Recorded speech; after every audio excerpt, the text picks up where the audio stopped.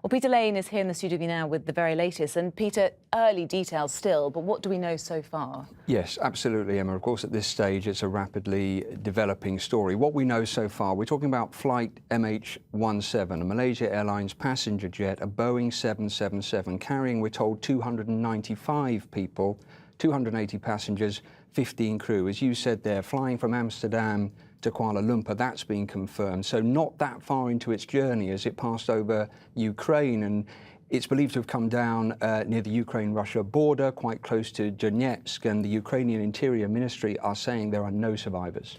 So that's the facts. We're also speculating at an early stage as to what might have happened to this airliner. What are you hearing on that front? Yeah, the principal source of information that pretty much everyone has got at the moment is the Interfax news agency, and they are the ones reporting that this plane was shot down as it travelled at an altitude of around 10 kilometres over eastern Ukraine, so still in Ukrainian airspace. That means we're talking about a surface-to-air missile. Now, unless this was a completely separate planned terrorist act, the assumption is going to be, and it is only an assumption at this stage, that this has got to be linked in some way to the ongoing conflict in that area that people will be used to between Ukraine and forces loyal to Russia. And in fact, earlier today, a Ukrainian security spokesman did accuse Russia of shooting down one of its military jets, and then not long after that we have this news breaking. What I have to say is we don't know at this early stage if there are any Brits on board. The Foreign Office, all they're saying right now is they're aware of the reports, they're making urgent inquiries. Yeah, it's too early to tell, isn't it, so far in terms of who was on board. And of course, Peter, people watching this tonight will think, well, I've heard about Malaysia Airlines before because this is the same company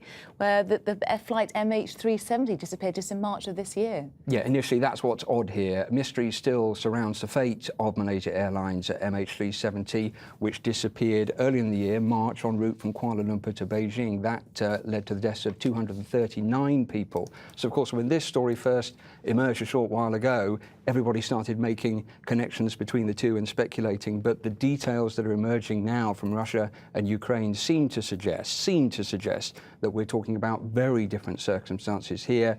Malaysia Airlines themselves have only spoken briefly to say, yes, they have lost contact with the plane that has gone down today. And just as we were coming on air, the Ukrainian Prime Minister has ordered a full investigation into what he's calling a catastrophe.